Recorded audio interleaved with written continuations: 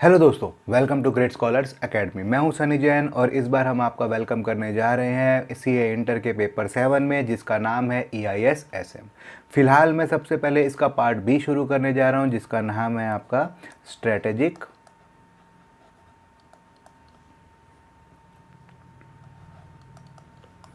Management. तो basically इस chapter ये हमारा जो सिलेबस है, इसका सिलेबस जो है वो हमारा 50 मार्क्स का है। बहुत ही सिंपल, बहुत ही इंटरेस्टिंग है। अगर थोड़ा सा भी हमने ध्यान दिया तो हम इसमें से 50 में से आउट ऑफ 35 और 40 आराम से स्कोर कर सकते हैं और इस पेपर को क्लियर कर सकते हैं। तो EIS और SM दोनों के वीडियोज़ मैं अपलोड करने जा रहा हूँ। आने वाले पेपर में आपको बहुत ही ज़्यादा फ़ायदा मिलने वाला है। तो देखते हैं सबसे पहले इसका मतलब क्या है। तो लिखता है, सबसे पहला चैप्टर आपका आ जाता है इंट्रोडक्शन टू स्ट्रेटेजिक मैनेजमेंट। अगर हम इसके इंट्रोडक्शन चार्ट को देखें तो क्या लिखता है, सबसे पहले हम इसके अंदर पढ़ने वाले हैं कि बिजनेस पॉलिसी क्या होती है। पॉलिसीज़ का मतलब कि हमें क्या काम करना चाहिए, क्या नहीं करना चाहिए। उसके बाद कंसेप्ट ऑफ मैनेजमेंट, मैनेजमेंट क्या वर्ड होता है, क्योंकि स्ट्रेटेजिक मैनेजमेंट में एक बहुत ही इंपॉर्टेंट पार्ट है मैनेजमेंट का। और उसके बाद आपके पास आ जाता है स्ट्रेटेजी, कि ये भाई स्ट्रेटेजी क्या है, हम इतना भारी वर्ड यूज़ कर रहे हैं लेकिन इसका मीनिंग क्या है। और फिर आखिरी में स्ट्रेटेजिक मैनेजमेंट क्या होती है, उसके फ़ायदे क्या हैं, उसकी लिमिटेशन क्या है, और स्ट्रेटेजिक लेवल हम किस किस लेवल पर कौन सी स्ट्रेटेजी बनाते हैं। ये सारी की सारी चीज़ें हम यहाँ पर स्टडी करने वाले हैं। तो अगर हम देखें तो हमारे पास 3 तरह के लेवल्स हैं, corporate level, business level, functional level. और आखिरी में हम सबसे इम्पोर्टेंट चीज़ करने वाले हैं, वो क्या है, वो है आपकी strategic management in not for profit organisation. देखिए, नॉट फॉर प्रॉफिट ऑर्गेनाइजेशन का मतलब जो भी आपकी समाज सेवी संस्थाएं आप मान सकते हो, एजुकेशन, मेडिकल इंस्टीट्यूट आप मान सकते हो। तो ये सारे कैसे स्ट्रेटेजिक मैनेजमेंट करते हैं, ये सारे के सारे टॉपिक हम इसके अंदर कवर करने वाले हैं। तो शुरू करते हैं हम सबसे पहले बिजनेस पॉलिसी से। देखो, पॉलिसी हमारे लिए बेसिकली कोई नया ऐसा वर्ड नहीं है जो हमने पहली बार सुना हो। तो बेसिक पॉलिसी का मतलब क्या है, जैसे मैं कहूँ कि नो क्रेडिट पॉलिसी। अगर मैं ये वर्ड यूज़ कर रहा हूँ नो क्रेडिट पॉलिसी, तो आप इस चीज़ से क्या समझ रहे हैं। आप इस चीज़ से बेसिकली एक बात समझ रहे हैं कि हम उधार नहीं देंगे। हम जो भी सामान कस्टमर ख़रीदने आएगा हम उसे हमेशा कैश में सामान देंगे। वो पसंद आए उसे या ना आए, वो चला जाए, हमें कोई फ़र्क नहीं पड़ता, लेकिन हम उधार नहीं देंगे। तो बिजनेस पॉलिसी क्या समझ में आया आपको इसे। Business policy is defined as the study of function and responsibility of senior management. Basically क्या मतलब है कि ये फंक्शंस हैं, ये रिस्पॉन्सिबिलिटी है, जिम्मेदारी है किसकी, सीनियर मैनेजमेंट की। भाई जूनियर वाला मना नहीं कर सकता कि हम उधार नहीं देंगे, टॉप वाले के आदेश होंगे तभी तो जूनियर लेवल मना करेगा ना। तो उसके बाद लिखता है crucial problem effective success of entity. भाई अब मैंने कहा कि मैं क्रेडिट पॉलिसी फॉलो नहीं करूंगा, उधार नहीं दूंगा, इससे आपकी सक्सेस पर बहुत ज़्यादा फर्क पड़ सकता है। सीधा सीधा ये आपकी सक्सेस से रिलेटेड है। कैसे, जैसे ही आप क्रेडिट को मना करोगे आपकी जो सेल्स है वो आधी रह जाएगी, सेल्स कम रह जाएगी। तो इसीलिए तो सीधा सीधा सक्सेस पर फर्क पड़ सकता है। डिसीजंस हैं that determine direction of the organisation and shape it future. आप किस डायरेक्शन में मूव करने जा रहे हो, आप किस रास्ते पर आगे बढ़ने वाले हो, बिजनेस पॉलिसीज आपको बिल्कुल सीधा सीधा ये चीज़ बताने वाली है। तो basically business policy emphasis on rational analytical aspect of strategic management. भाई मुझे क्रेडिट पॉलिसी क्यों लगानी पड़ी, क्योंकि मेरा पैसा बहुत डूबने लग गया था, मेरे बैड डेब्ट्स बहुत ज़्यादा होने लगे थे, तो मुझे कोई ना कोई कदम तो उठाने पड़े ना। तो कोई ना कोई कदम उठाने पड़े तो मैंने कहा कि भैया डूब आने से अच्छा है कैश पॉलिसी रखो। कैश पॉलिसी रखोगे तो हमेशा आपका पैसा सेफ रहेगा। माना सेल कम होगी लेकिन फिर भी बढ़िया रहेगा। तो एग्जाम्पल क्या कहता है, no exchange, no refund, only cash sale, no return, Aadhaar card ज़रूरी है। तो बेसिकली ये सारी की सारी चीज़ें आपकी क्या हैं, पॉलिसीज़ हैं। पॉलिसीज़ हैं तो पॉलिसी आपको रास्ता दिखा रही है। इसके बाद हमारे पास आ जाता है इवोल्यूशन ऑफ बिजनेस पॉलिसी। ये बिजनेस पॉलिसी वाला कंसेप्ट या चैप्टर आया कहाँ से। सबसे पहले 1911 में हार्वर्ड बिजनेस स्कूल ने इंट्रोड्यूस किया इसको, journal management capabilities among the business executive. तो बिजनेस पॉलिसीज़ बनाना कोई आसान काम नहीं था, तो हमने इसे लोगों को समझाया, लोगों को पढ़ाया। सबसे पहले हार्वर्ड बिजनेस स्कूल ने आपकी इस सब्जेक्ट को इंट्रोड्यूस किया कि कैसे बिजनेस पॉलिसीज़ बनाई जाती हैं। 1959 आते आते आपका ये एकेडमिक्स में, यानी कि आपका ये प्रोफेशन बन चुका था, यानी हम लोगों को इसे पढ़ाने लगे थे, लोगों को ये हम समझाने लगे थे। 1969 में यूएस में सारे के सारे बिजनेस स्कूल्स के अंदर बिजनेस पॉलिसी का सब्जेक्ट पढ़ाना मैंडेटरी हो चुका था। तो ये बहुत ज़रूरी और इम्पोर्टेंट स्टेप था कि भाई लोगों को पढ़ाओ, लोगों को सिखाओ कि पॉलिसीज़ कैसे बनाते हैं। इसके बाद हमारे पास बात करते हैं विलियम एफ ग्लुइक की। Business policy evolved further as manager start long term planning and strategic planning for short term and medium term planning. तो बिल्कुल सिंपल सा लॉजिक कहता है कि अगर हमें लॉन्ग टर्म प्लानिंग करनी है, लंबे समय में हमें अगर कोई काम करना है, तो हमें छोटे छोटे स्टेप्स लेने पड़ेंगे। शॉर्ट टर्म और मीडियम टर्म प्लानिंग करनी पड़ेगी, वो भी स्ट्रेटेजिक प्लानिंग। स्ट्रेटेजिक का मतलब बाहर के बिजनेस एनवायरनमेंट को देखते हुए हमें स्कैनिंग करनी पड़ेगी ताकि हम अपने लॉन्ग टर्म ऑब्जेक्टिव पर पहुंच सकें। एग्जाम्पल के तौर पर आप मान सकते हो कि मैंने कहा कि मुझे अपनी सेल को 100 करोड़ मार्क तक पहुंचाना है, 100 करोड़ तक पहुंचाना है, ठीक है। ये मेरा एक लॉन्ग टर्म ऑब्जेक्टिव है, लेकिन बीच में कई सारी समस्या आएंगी ना, जैसे लॉकडाउन आ गया, कोरोना आ गया, तो इससे मेरे क्या होंगे, ऑब्जेक्टिव अफेक्ट होंगे।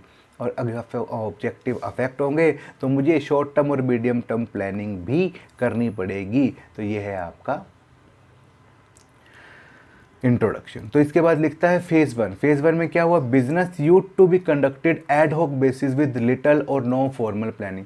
हम पहले की बात करते हैं, जब बिजनेस छोटे छोटे होते थे, ज़्यादा कंपटीशन नहीं होता था, तो लोगों को ज़्यादा प्लानिंग की ज़रूरत भी नहीं पड़ती थी, ज़्यादा टेंशन वो लेते ही नहीं थे। यार चलो बिजनेस खोल लिया, प्रॉब्लम आएगी तो देख लेंगे, नहीं तो हम अपना काम करते रहेंगे। एड हॉक, ज़रूरत है तो यूज़ करेंगे, वरना नहीं करेंगे। इसके बाद दूसरा लेवल, हमने बिजनेस पॉलिसीज़ को यूज़ करना शुरू करा for short term, medium term and finally long term. पहले हमें प्लानिंग की कोई ज़रूरत नहीं थी, हम पहले से कुछ नहीं सोचते थे फेज़ 1 में।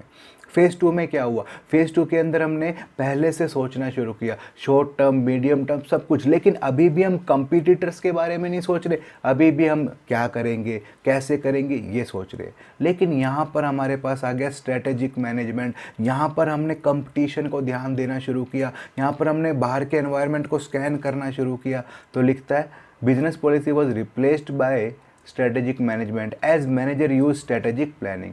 तो long term objective, short term objective तो था ही था, लेकिन हमने दो चीज़ और जोड़ दी, ग्रोथ और कंपटीशन जोड़ दिया। यानी कि अब हमें तरक्की भी करनी है और कंपटीशन का भी ध्यान देना है। ये सारी बातें हमें यहाँ पर एकदम एक साथ जोड़कर चलनी है। तो ये है आपका फेज़ 3। अगर हम बात करें क्या, तो सबसे पहले हमने क्या किया, ध्यान दो, सबसे पहले हमने क्या किया, सिर्फ बिजनेस खोलने के बारे में सोचते थे, नो पॉलिसी नो प्लानिंग।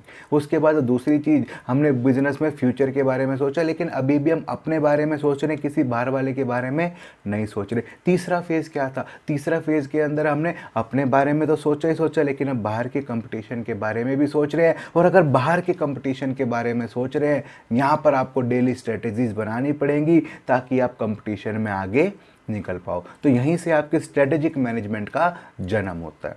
इसके बाद आप वही स्ट्रेटेजिक मैनेजमेंट दो वर्ड से मिलकर बना है, स्ट्रेटेजी और मैनेजमेंट। तो सबसे पहले हम पढ़ेंगे स्ट्रेटेजी के बारे में। तो स्ट्रेटेजी क्या लिखता है, it is A blueprint. Blueprint का मतलब क्या, कि आप क्या करने वाले हो। ब्लूप्रिंट मतलब कैसे, अगर आप सपोज करो घर बनाने वाले हो तो आपको एक नक्शा चाहिए ना, आर्किटेक्चर चाहिए ना। तो वो क्या कहता है, यहाँ पर भी हमें कोई काम करना है तो सबसे पहले हमें क्या चाहिए, blueprint.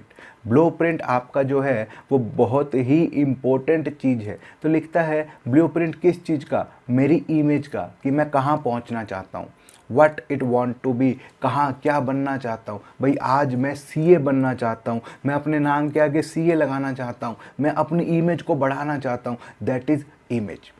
Desired direction, what it wants to do, वो क्या करना चाहेगा, कैसे करना चाहेगा, क्या करेगा, ये सब चीज़ें। उसके बाद डिज़ायर्ड डेस्टिनेशन, आज मैं कहाँ पर हूँ, आज मैं किस लेवल पर हूँ, और जब मैं सीए कर लूँगा तो मैं किस लेवल पर पहुँच जाऊँगा। ये बात सारी की सारी इसके अंदर की जाती है। Okay, it is flexibly design. Flexibly design का मतलब क्यों, क्योंकि मुझे बाहर के एनवायरनमेंट से इसमें स्कैन करना है, चेंजेस करने हैं, और चेंजेस करने हैं तो आपको कई सारी चीज़ें पढ़नी पड़ेंगी। तो लिखता है it is flexibly design provides integrated framework to the top management. तो आपको बाहर के सारे एनवायरनमेंट के बारे में एक डिटेल्ड वर्जन देता है कि क्या चीज़ बाहर हो रही है, हमें कैसे इस प्रॉब्लम को टैकल करना है। Search, evaluate and exploit opportunities. देखो एक्सटर्नल एनवायरनमेंट है, अगर ये मैं मान लूँ कि ये मेरी फैक्ट्री है सपोज, इसके बाहर का एनवायरनमेंट मुझे या तो अपॉर्चुनिटी देगा, अपॉर्चुनिटी का मतलब मौका देगा, यानी कि मुझे नई चीज़, नई मौके या नई ऊंचाई तक पहुंचाने में मदद करेगा, और साथ ही मुझे थ्रेट भी देगा, डराएगा भी। क्या मतलब, एग्जाम्पल के तौर पे सपोज करो अभी जैसे मास्क और सैनिटाइज़र की ज़रूरत थी, तो मैं अगर मास्क और सैनिटाइज़र की फैक्ट्रियाँ खोल लेता तो मुझे फ़ायदा होता, अपॉर्चुनिटी।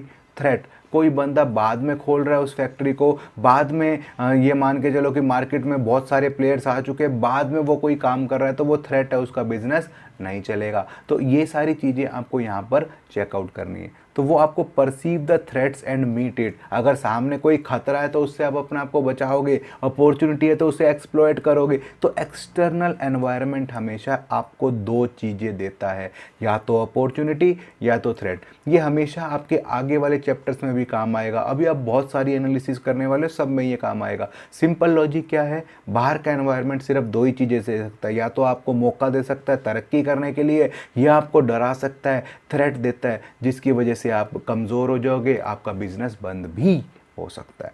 और अगर हम बात करें इंटरनल एनवायरनमेंट की, तो इंटरनल एनवायरनमेंट आपको क्या चीज़ें समझाएगा, यानी ये आपका फैक्ट्री के अंदर का एनवायरनमेंट है, तो वो आपको दो ही चीज़ें बताएगा, आपकी स्ट्रेंथ क्या है, यानी आप किस चीज़ में स्ट्रोंग हो, और आपकी वीकनेस क्या है, आप किस चीज़ में वीक हो। अगर मैंने कहा मेरे पास बहुत सारा फाइनेंस है, पैसा पड़ा है, तो ये मेरा स्ट्रॉन्ग पॉइंट है, लेकिन मेरे पास मैनेजर अच्छे नहीं हैं जो मेरे बिजनेस को चला सकें, तो ये मेरा वीक पॉइंट है। तो मुझे ये दोनों चीज़ें पता होनी चाहिए कि मेरे स्ट्रॉन्ग पॉइंट क्या है, मेरे वीक पॉइंट क्या है, तभी जाकर मैं आगे एक्सटर्नल एनवायरनमेंट में से अपॉर्चुनिटीज़ और थ्रेट को निकाल सकता हूँ। In large organization, strategies are formulated at corporate level, divisional level और functional level। इसे मैं आप बहुत ही बढ़िया एग्जाम्पल देकर समझाने वाला हूँ, तो आप इसमें जुड़े रहिएगा।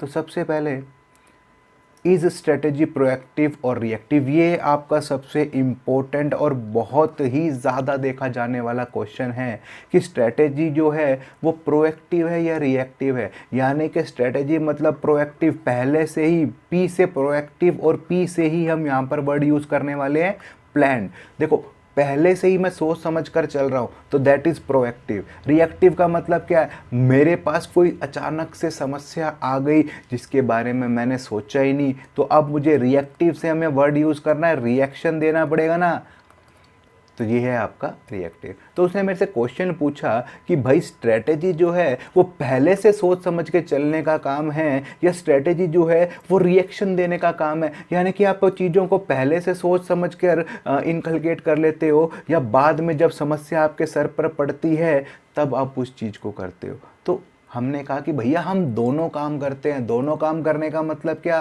कि हम पहले से सोच समझ कर भी चलते हैं, और अगर इमरजेंसी में कोई समस्या सर पर पड़ जाए तो हम रिएक्शंस भी लेते हैं। तो इसने क्या लिखा, company experience, know how, resource, strength, weakness, opportunities, capabilities, हर चीज़ को कंपनी को पता होता है। उसी को ध्यान में रखते हुए हम क्या करते हैं, प्लान्ड स्ट्रेटेजी बनाते हैं। प्लान्ड का मतलब कि हमें क्या काम करना है, फ्यूचर में हमें कहाँ पहुँचना है, किस टाइम तक क्या काम करना है, ये सारी चीज़ें आपको पता होती है। Reactive, adaptive reaction to the changing circumstances. अब भाई मैंने कहा था कि मैं 100 करोड़ रुपए या 100 करोड़ तक अपनी सेल्स को पहुंचाऊंगा, ये मेरी प्रोएक्टिव थी, मैंने प्लान किया था। अचानक से जीएसटी आ गया, बीच में अचानक से जीएसटी आ गया, जीएसटी लागू हो गया। अब मैं क्या करूं, रिएक्शन ना लूं, आंख बंद करके बैठ जाऊं? नहीं, मुझे चेंजेस तो करने पड़ेंगे ना। माना मेरा 100 करोड़ वाला जो टारगेट था थोड़ा सा डिले हुआ, क्यों, क्योंकि मुझे रिएक्शन लगा टाइम लेने में, तो इसीलिए दैट इज़ रिएक्टिव। लेकिन अल्टीमेट मुझे क्या करना है, अल्टीमेट दोनों ही स्ट्रेटेजी मिलकर मेरी कंपनी की स्ट्रेटेजी को दिशा देंगी, और वो मुझे 100 करोड़ के मार्क तक पहुँचाने में मदद करेंगी। तो ऐसा ज़रूरी नहीं है कि जो चीज़ मैंने पहले से प्लान कर ली उसके बीच में कोई समस्या नहीं आएगी। पहले से जो प्लान करी दैट इज़ प्रोएक्टिव, और जो समस्या आने पर मैंने चेंजेस या बदलाव किए दैट इज़ रिएक्टिव। इसके बाद लिखता है डिटेल वर्जन में कि है क्या, तो देखो क्या लिखता है। सबसे पहले proactive strategy is a planned strategy, it involves previously initiated business approach that are working well to continue it. देखो सबसे पहले पॉलिसीज़ बनाने से पहले हम क्या करते हैं, रिसर्च करते हैं ना, रिसर्च करते हैं भाई क्या काम करना है, कैसे करना है, तो ये सब चीज़ें प्रीवियसली इनिशिएटेड है, हम पहले से सोच समझ कर चल रहे हैं। Newly launch business approach to strengthen company overall position and performance. अगर एक नया नया बिजनेस शुरू हुआ है तो उसकी क्या ऑब्जेक्टिव होंगे, उसके ऑब्जेक्टिव होंगे सिंपल कि वो अपने आप को तरक्की करता रहे, प्रॉफिट कमाता रहे, ग्रोथ कमाता रहे, यही सारी चीज़ें वो करता रहेगा। तो बेसिकली क्या कहते हैं, अगर कोई बिज़नेस पहले से चालू है तो उसे पता है कि आने वाले टाइम में हमें कहाँ पहुँचना है। अगर कोई नया बिज़नेस चालू है तो वो हमेशा किस लिए काम करेगा, अपनी परफॉर्मेंस को इम्प्रूव करने, ग्रोथ को इम्प्रूव करने। रिएक्टिव स्ट्रेटजी किससे कहते हैं, it is adaptive strategy. Adaptive का मतलब बाहर कोई चेंज हुआ हमने अडेप्ट किया, बाहर कोई चेंज हुआ हमने अडेप्ट किया, यानी कि चेंजिंग एनवायरनमेंट के हिसाब से जब हम रिएक्शन लेते हैं, अडेप्ट करते हैं।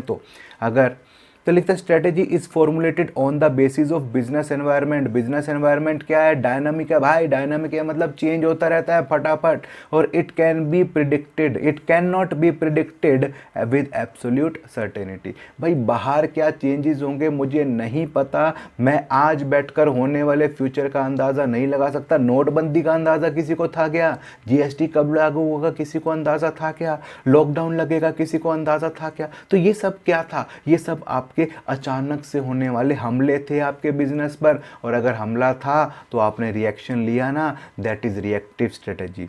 तो लिखता है when market and competitive condition take advantage and change of some aspect of the company strategy hit a stone wall, entity has to make strategic reaction known as reactive strategy. अब आपने क्या किया, जब आपके ऊपर हमला हुआ तो आपने एक वॉल क्रिएट की, आपने एक माइंड लगाया, दिमाग लगाया, ताकि आप अपने बिजनेस को उस हमले से बचा सको। दैट इज आपका reactive strategy. Further there is need to adapt strategy to the beginning of new ideas. तो वो कहते हैं स्ट्रेटेजी क्या है, हमें जैसे ही अडेप्ट किया तो अपने बिजनेस में नए नए आइडियाज़ लेकर आने पड़ेंगे ना। कैसी, बाहर के एनवायरनमेंट में चेंज हो चुका तो मुझे भी अपने अंदर चेंजेस करने पड़ेंगे। तो इसका मतलब क्या, यहाँ से आपके नए आइडियाज़ की बिगनिंग हो रही है। पहले जीएसटी के बारे में कुछ नहीं पता था, अब जीएसटी को समझना पड़ेगा। नोटबंदी के बारे में कुछ नहीं पता था तो मैंने सारे के सारी पेमेंट्स को डिजिटलाइज करना शुरू किया, मोस्ट ऑफ द पेमेंट मैंने बैंकों से करना शुरू किया। Adaptive strategy. अब मैं अडेप्ट हो गया। अब नोटबंदी हो जाए तो लोगों को इतना फ़र्क नहीं पड़ता। क्यों नहीं पड़ता, क्योंकि लोग हैबिचुअल हो चुके हैं, लोगों ने अपनी ज़्यादा ट्रांजैक्शन ऑनलाइन पेटीएम वगैरह से करना शुरू कर दिया, तो इसीलिए दस strategy is a mix of both proactive and reactive. तो स्ट्रेटजी में दोनों एलिमेंट्स होने चाहिए, प्रोएक्टिव भी और रिएक्टिव भी। Strategy should be more proactive less reactive. ज़्यादा प्रोएक्टिव होनी चाहिए, सारी चीज़ें भैया पहले से सोच समझ के चलो। रिएक्टिव का मतलब तो क्या है, आखिरी में मजबूरी में सर पर पड़ गया तो आपको काम करना पड़ रहा है। अब पॉलिसी और स्ट्रेटजी आपके पास दोनों वर्ड आपने पढ़े, तो हम इसे पढ़ें कि है क्या। तो कह रहा है पॉलिसी और स्ट्रेटजी यार भैया इंटर रिलेटेड, एक दूसरे से इंटर रिलेटेड है, बट इंटरेस्टिंग थिंग ये दोनों कुछ ना कुछ एक दूसरे से डिफरेंट है। Policy is a thought process, पहले से ही हम सोच समझ कर चलते हैं। It talks what should be done in a particular situation. कोई बंदा उधार मांगने आएगा तो हम उसे उधार मना कर देंगे, दैट इज पॉलिसी। किस सिचुएशन में क्या काम करना चाहिए, what should be the reaction of a given circumstances. तो एक टाइम पर हमें किस तरीके से रिएक्शन देना चाहिए, दैट इज आपका पॉलिसी। लेकिन स्ट्रेटेजी कहते हैं it is a real action. Real action का मतलब हकीकत में आप क्या काम करते हो। Strategy talks about how policy would be followed, किस तरीके से फॉलो करनी है। जानकार आ गया, बहुत बड़ा ऑर्डर आ गया, तो क्या पता मैं उधार भी दे दूं। मेरी नो क्रेडिट पॉलिसी है, छोटे मोटे ऑर्डर्स को मैं क्या करता हूँ, नो क्रेडिट पॉलिसी। लेकिन एक बंदा मेरे पास आया, बोला जी मुझे 1 लाख शर्ट्स बनाकर दे दो। अब मैंने कहा लेकिन मैं 50% पेमेंट कैश करूंगा, 50% उधार करूंगा। मैं यार इतना बड़ा ऑर्डर है, इतना बड़ा ऑर्डर मैं छोड़ नहीं सकता, तो मुझे क्या करना पड़ेगा, मुझे स्ट्रैटेजी बनानी पड़ेगी, मुझे अपनी पॉलिसी को मॉडिफाई करना पड़ेगा।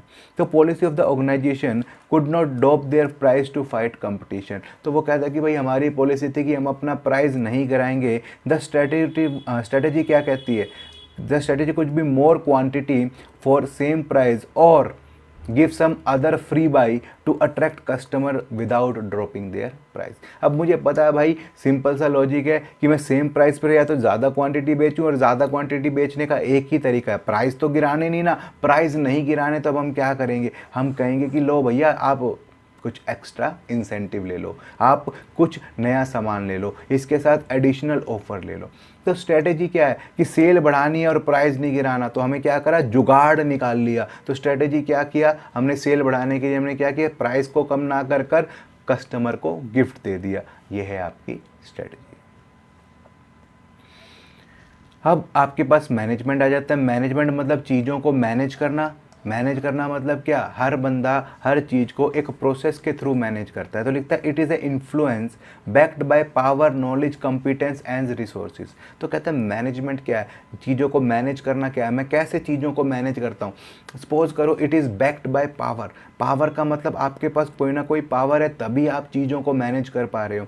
टीचर आपका, सपोज करो कि जैसे आप स्कूल में थे तो टीचर के पास 20 नंबर इंटरनल में लगाने की पावर थी तो हमें डर लगता था, तो हम उसकी बात को फॉलो करते थे। तो नॉलेज होना बहुत ज़रूरी है, चीज़ों को संभालने के लिए नॉलेज होना, आपका कॉम्पिटेंस, आपकी क्षमता होना, और आपके पास उतने रिसोर्सेज होने चाहिए जितने आप उस चीज़ को समझो।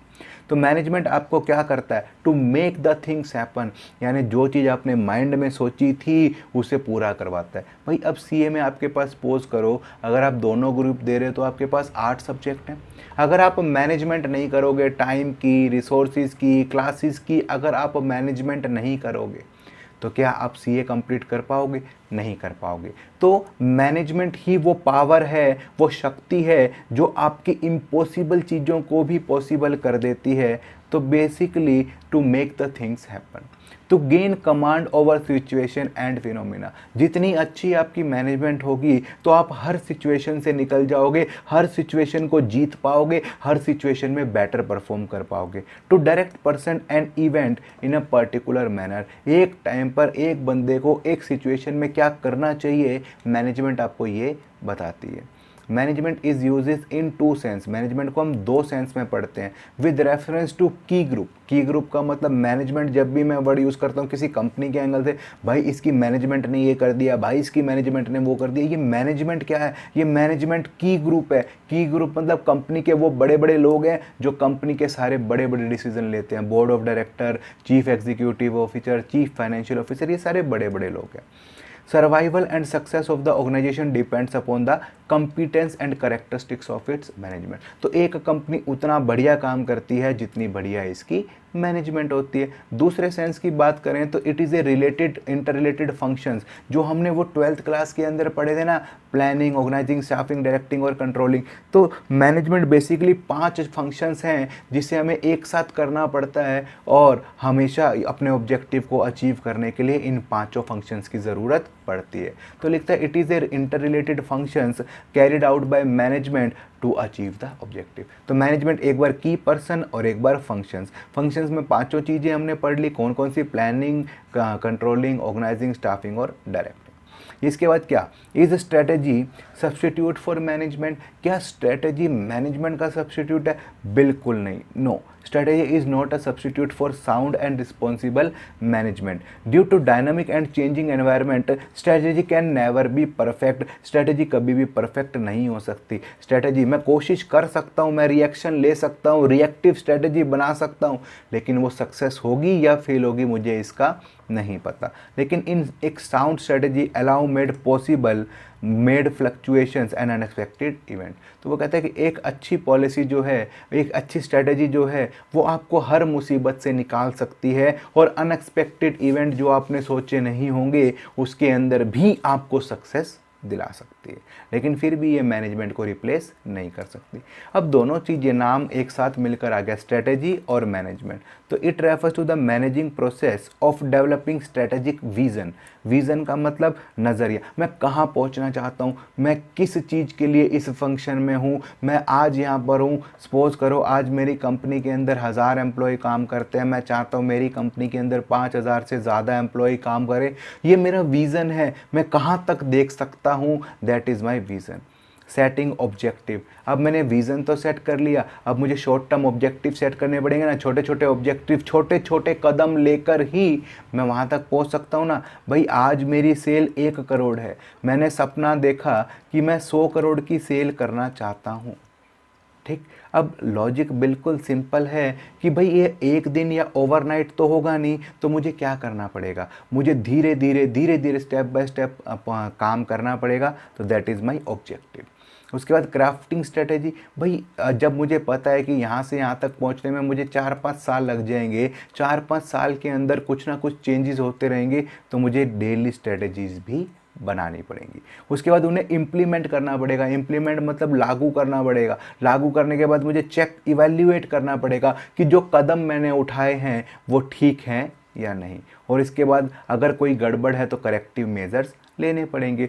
देखो ध्यान से मैं आपको इससे कनेक्ट कर देता हूँ। सपोज़ आज मेरा विज़न है कि मैं सीए करूँगा, ठीक है। सीए करने के लिए मेरे पास ऑब्जेक्टिव है, भाई इतने सारे सब्जेक्ट हैं, इंटर के अंदर 8 सब्जेक्ट हैं, मुझे कैसे क्लियर करना है, किस सब्जेक्ट के लिए मेरी क्या स्ट्रेटेजी रहेगी, किस सब्जेक्ट को मैं कितना टाइम दूंगा, किस सब्जेक्ट को मैं कौन से टीचर से पढ़ूंगा, कौन सा सब्जेक्ट मैं यूट्यूब से करूंगा। तो ये सारी चीज़ें आपकी स्ट्रेटेजी है। अब आपने इम्प्लीमेंट करना शुरू कर दिया, भाई जो आपने चार्ट बनाया था कि भाई ये सब्जेक्ट इस टीचर से करना है, ये सब्जेक्ट यूट्यूब से करना है, ये सब्जेक्ट सेल्फ करना है, अब आपने इम्प्लीमेंट कर दिया। इम्प्लीमेंट करने के बाद आप अपने आप को इवैल्यूएट कर रहे हो, भाई जितना मार्क्स आपने सोचे थे क्या उसके अंदर आ रहे हैं या नहीं आ रहे। अगर नहीं आ रहे तो आप करेक्टिव एक्शन लोगे। जो काम खुद कर रहे थे, जो सब्जेक्ट खुद स्टडी कर रहे थे, अब वो किसी टीचर से स्टडी करोगे। वेयर डीम्ड अप्रोप्रिएट, जहाँ पर हमें बदलाव की ज़रूरत होगी हम वहाँ पर बदलाव भी करेंगे। तो हर चीज़ को मैं अगर स्टोरी के थ्रू कनेक्ट कर दूं तो ये स्ट्रेटेजिक मैनेजमेंट मेरे लिए बहुत आसान है।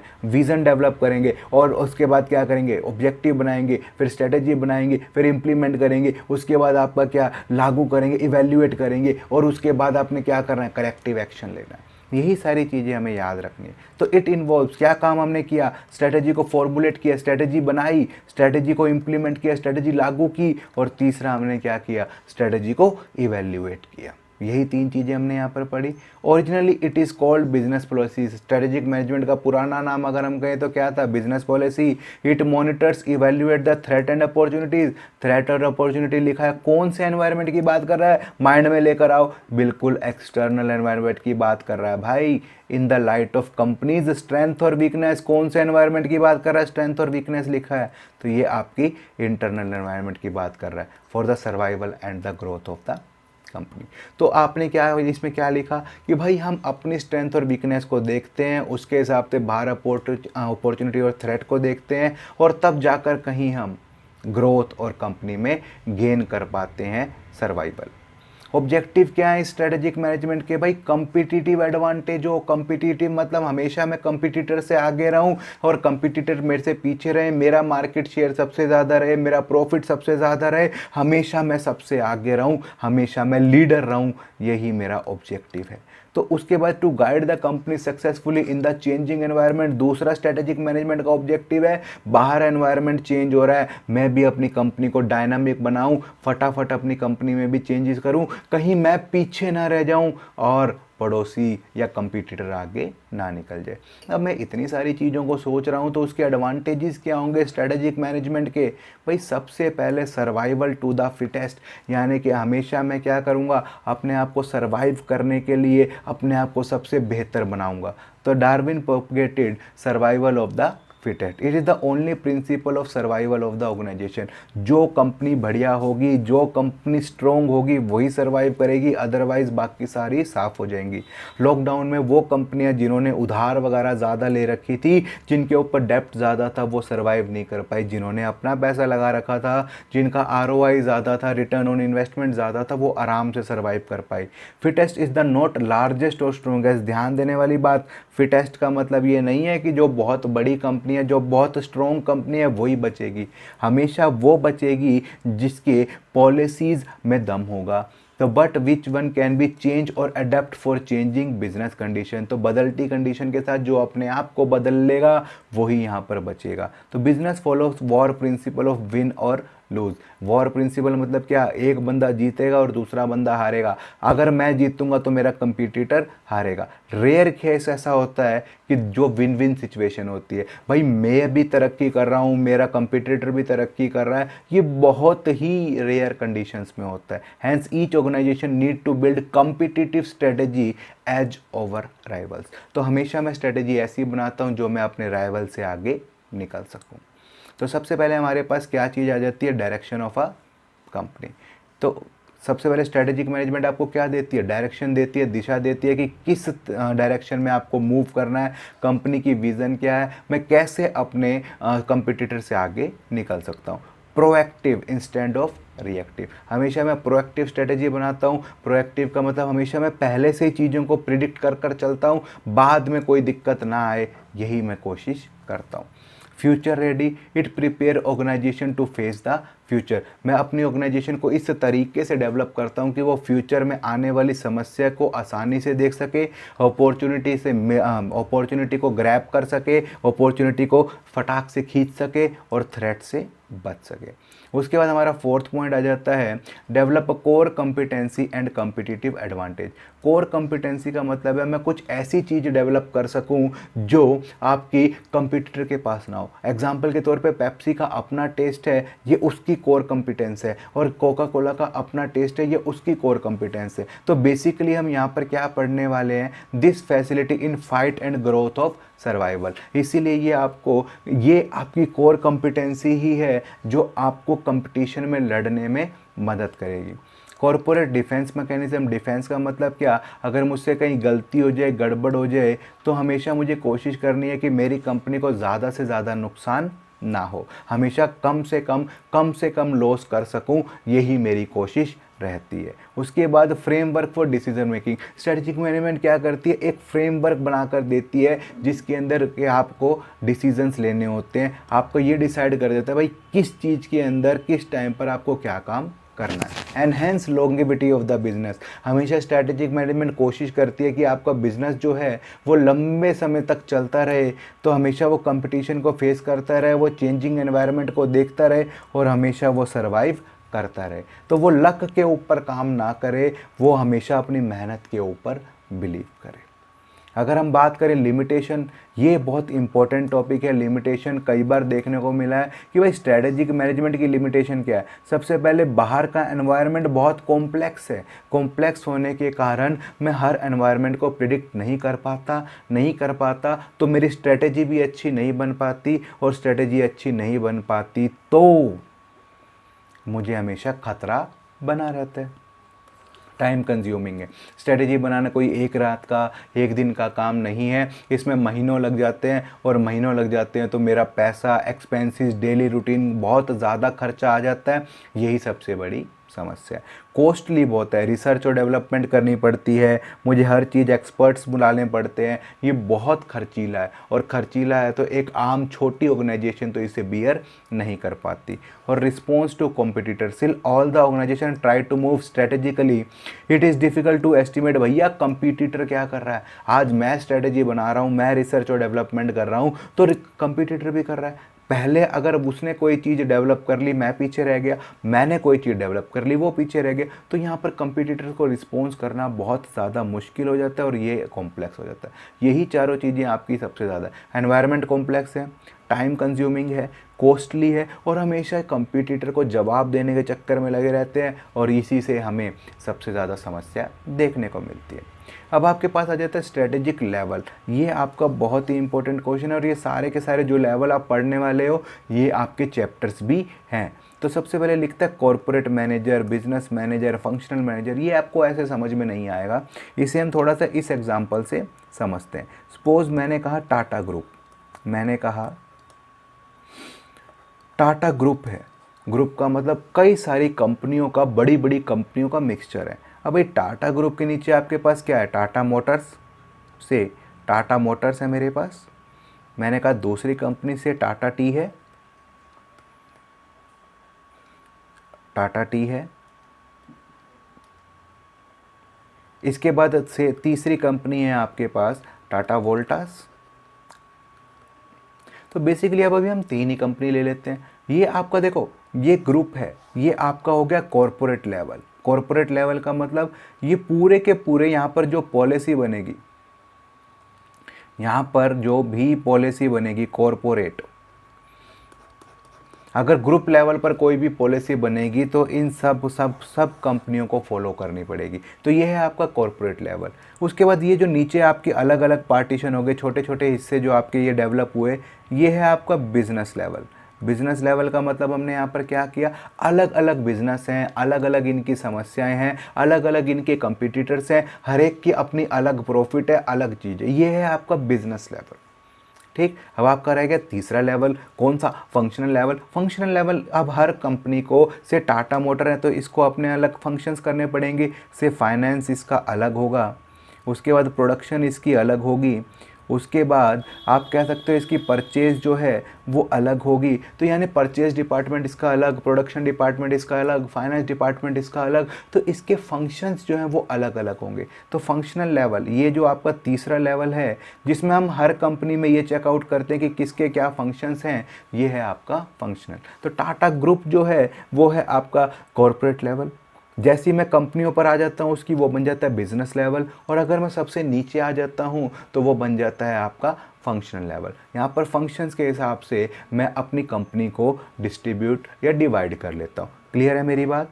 तो इसके बाद हम पढ़ते हैं क्या, देखो, corporate managers, decision for the company as a whole affecting each business. देखो, टाटा ग्रुप ने कोई डिसीजन लिया तो वो सारी की सारी कंपनियों को अफेक्ट करेगा, मोटर्स को भी करेगा, टाटा टी को भी करेगा और टाटा वोल्टास को भी करेगा। अब बिजनेस मैनेजर्स क्या होंगे, बिजनेस लेवल क्या होगा, डिसीजन मेड और corporate manager for their respective business the one they lead. जैसे सपोज करो टाटा मोटर्स का एक मैनेजर है, टाटा टी का एक मैनेजर, तो उनके डिसीजंस जो हैं वो सिर्फ उनके बिजनेस को अफेक्ट कर सकते हैं, बाकी बिजनेस को अफेक्ट नहीं कर सकते। इसके बाद आ जाता है फंक्शनल मैनेजर। देखो, decision for function they lead like finance, marketing, HR, purchase actually turn the decision of about to into action. Basically जो पॉलिसीज हमारी यहाँ पर बनी थी, जो पॉलिसी हमारी कॉर्पोरेट लेवल पर बनी थी, वो बिजनेस लेवल पर पहुँचाई गई और उसके बाद फंक्शनल लेवल ने उसे क्या किया, इम्प्लीमेंट किया। तो फंक्शनल लेवल ही आपकी सारी पॉलिसीज़ को लागू करने का काम करता है। जो डिसीजंस आपने ऊपर लेवल पर लिए थे उसे लागू करता है, उसे पूरा करता है, दैट इज़ आपका फंक्शनल लेवल। तो सबसे पहले हम पढ़ते हैं कॉर्पोरेट लेवल क्या है। कॉर्पोरेट लेवल बेसिकली आपका दे participate in the strategic decision making like merger, acquisition, new product launch. तो कॉर्पोरेट लेवल आपने देखा ना, ग्रुप क्या काम करेगा, ग्रुप सिर्फ सोचने का काम करेगा। सोचने का काम मतलब क्या, कि किस कंपनी ने क्या काम करना है, किसने कब नया प्रोडक्ट लॉन्च करना है, कब किस कंपनी को एक्वायर करना है, कब किस कंपनी को मर्जर करना है। To oversee the development of a whole organisation, यहाँ पर हम पूरी संस्था को डेवलप करने की कोशिश करते हैं। फॉर दिस हमें विज़न भी बताना है, विजन भी बताना है, ऑब्जेक्टिव भी बताना है। विज़न कहाँ पर जाना है, मिशन कैसे जाना है, ऑब्जेक्टिव शॉर्ट टर्म छोटे छोटे गोल्स बनाने हैं, what business it should be in, मुझे कौन कौन से बिजनेस शुरू करने हैं, किस बिजनेस में रहना है, किस बिजनेस में नहीं रहना। रिसोर्सेज को एलोकेट करना है, मोटर्स, टाटा मोटर्स को कितने पैसे देने हैं, टाटा टी को कितने पैसे देने हैं, टाटा वोल्टास को कितने पैसे देने हैं। Providing leadership for organisation, leadership का मतलब कि हमें लीड करना है, उस ऑर्गेनाइजेशन को कहाँ तक लेकर जाना है। Act as a link between manager and the shareholder. तो कॉर्पोरेट लेवल हमेशा किसके बीच में काम करता है, मैनेजर और शेयर होल्डर के बीच में काम करता है। The owner of the business, तो ये हमारे ओनर्स होते हैं, मालिक होते हैं। CEO is the guardian of the share holder. CEO जो होता है वो हमारा गार्जियन है, सारे के सारे शेयर होल्डर के पैसे संभालने का काम किसका है, सीईओ का। इसके बाद हमारे पास आ जाता है स्ट्रेटेजिक लेवल, बिजनेस लेवल जिसे हम कह सकते हैं। तो बिजनेस लेवल के अंदर हमने पढ़ा कि it is self contained division with in own business. तो इसके अपने एच आर CRM मैनेजर्स हो सकते हैं। प्रिंसिपल जर्नल मैनेजर और business level manager is the head of the division. यहाँ पर टाटा मोटर्स का एक अपना हेड होगा जो जनरल मैनेजर होगा, यानी कि वो सारे के सारे नीचे परचेज फाइनेंस के मैनेजर को मैनेज कर रहा होगा। तो लिखता है they are responsible for working of division and overseeing all the function of the division. तो ये जो मैनेजर होगा ये अपनी कंपनी से रिलेट करता होगा, इसकी जिम्मेदारी अपनी कंपनी की होगी। मोटर्स का मैनेजर मोटर की जिम्मेदारी लेगा, टाटा टी का मैनेजर टाटा टी की जिम्मेदारी लेगा, और टाटा वोल्टास का मैनेजर टाटा वोल्टास की जिम्मेदारी लेगा। ये बाकी किसी के काम में टांग नहीं अड़ाएंगे। They are responsible for translate general statement of direct corporate level into concrete business plan. मैंने कहा कि भैया सेल बढ़ाओ, कॉर्पोरेट लेवल पर टाटा ग्रुप ने कहा, कॉर्पोरेट लेवल पर कहा कि मुझे टाटा मोटर्स की सेल अगले साल डबल चाहिए। अब ये प्रेशर किसके ऊपर पड़ा, टाटा टी वाले के ऊपर पड़ा क्या, नहीं, टाटा मोटर वाले मैनेजर पर पड़ा। तो अब वो जो प्लान कॉर्पोरेट लेवल पर बना था ये बिजनेस लेवल पर लागू करने की कोशिश करेगा। इसके बाद फंक्शनल लेवल की अगर हम बात करें तो responsible for specific business function in A division और ए कंपनी लाइक मार्केटिंग और HR। तो वो कह रहे हैं ये एक बिजनेस की पर्टिकुलर एक्टिविटी है। भाई अगर मैं टाटा मोटर्स की बात करूं तो टाटा मोटर्स का रॉ मटेरियल अलग आएगा, टाटा टी का रॉ मटेरियल अलग आएगा, तो इनके फंक्शन अलग अलग हैं। तो functional manager are responsible for developing functional strategy in their area. तो ये अपने एरिया में अपने डिपार्टमेंट में फंक्शनल स्ट्रेटेजी बनाते हैं and objectives set by the corporate level manager. तो ये भाई कौन सा काम करते हैं, कैसे काम करते हैं, जो कॉर्पोरेट लेवल ने, जो टाटा ग्रुप ने पॉलिसी बना दी वो टाटा मोटर्स को बता दी, टाटा मोटर्स ने जो पॉलिसी बनाई वो फंक्शनल वालों को बता दी, और ये उस हिसाब से काम करना शुरू हो जाते हैं। इम्प्लीमेंट और executing strategy of corporate level and business level manager. तो यहाँ पर ये आपकी पॉलिसीज़ को एग्जीक्यूट करते हैं, ये आपकी पॉलिसीज़ को समझाते हैं ताकि आप उसे अच्छे से काम कर सके। They are closer to the customer, ये हमेशा कस्टमर के नज़दीक होते हैं। ये आपके फ्रंट एंड होते हैं, हमेशा ये 1-to-1 सप्लायर के कॉन्टैक्ट में, कस्टमर के कॉन्टैक्ट में रहते हैं। तो आपकी फॉर्मुलेट करना ये रियलिस्टिक और अटेनेबल स्ट्रेटेजी जो लेवल पर हमने बनाई थी उसे इंकलकेट करने का, इम्प्लीमेंट करने की सारी जिम्मेदारी जो है, जो मेन जिम्मेदारी है वो इन लोगों के कंधों पर है। तो generally managers are found at first 2 level. General manager मुझे दोनों लेवल पर पाए जाते हैं। कौन कौन से दोनों लेवल, कॉर्पोरेट लेवल पर भी और बिजनेस स्ट्रेटेजिक लेवल पर भी, यानी बिजनेस लेवल पर भी। तो वो कहता है लेकिन दोनों के रोल अलग होते हैं। कॉर्पोरेट लेवल पर वो क्या करता है, वो पॉलिसी बनाता है और बाकी सबको डिस्ट्रीब्यूट करता है, और यहाँ पर अगर जनरल मैनेजर है तो वो अपनी यूनिट को संभालता है, तो सारी की सारी प्रॉब्लम उस यूनिट की वो अपने सर पर लेता है। ओके, तो तीनों लेवल क्लियर। ये बहुत ही इंपॉर्टेंट क्वेश्चन है, ये आपको करके जाना है। जब तक आपको ये लेवल समझ में नहीं आएंगे आगे आने वाले चैप्टर्स भी समझ में नहीं आएंगे।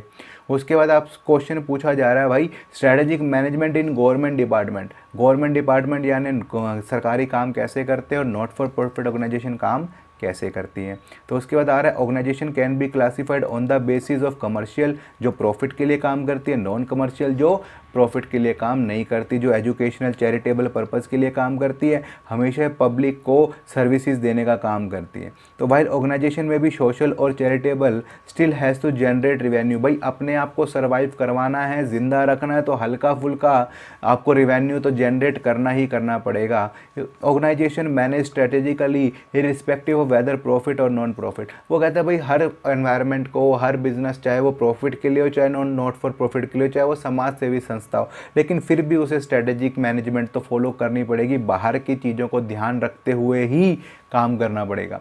तो SM is a process being countless non-profit organization and many NGOs government outperform commercial firm on innovation, productivity and human relation. कई बार क्या हो जाता है कि आपकी कंपनियां जो है भाई फ्री में आपको सामान प्रोवाइड कर रही है, लेकिन फिर भी वो इतने अच्छे से चल नहीं पा रही। क्यों? क्योंकि सिंपल सा लॉजिक क्या है कि वो आपकी स्ट्रेटजी बनाने में फेल हो जाती है, और फेल हो जाती है तो अल्टीमेट वो बंद हो जाती है। तो these organisation function as monopoly and are dependent on outside financing. भाई नॉट फॉर प्रॉफिट ऑर्गेनाइजेशन का अपना तो कोई सोर्स नहीं है, अपना तो कोई पैसा आने की जगह नहीं है, ये कोई सामान बनाकर तो बेचते नहीं। तो इन्हें क्या करना पड़ता है? आउटसाइड फाइनेंसिंग, दान, चंदा, ये सब चीज़ों के ऊपर इन्हें बिलीव करना पड़ता है। तो justifying request for the needed financial support, तो ये हमेशा किस तरीके से काम करती है? ये पैसे या फाइनेंशियल सपोर्ट को डिमांड करती है। भाई हमें चंदे के रूप में पैसे दो, डोनेशन के रूप में पैसे दो, और जितना ज़्यादा डोनेशन आएगा उतना ही ये ऑर्गेनाइजेशन ग्रो कर सकती है। सबसे पहले एजुकेशन इंस्टीट्यूट की बात करते हैं। ये बड़े ही इंपॉर्टेंट क्वेश्चन है, 4-4 नंबर से लेके 2-2 नंबर से लेके बड़ा 8 नंबर तक का क्वेश्चन भी इनका देखा जा सकता है। तो लिखता है educational institute are strategic management technique for creating better name and organisation. Education institute है, हमेशा नाम के लिए काम करता है।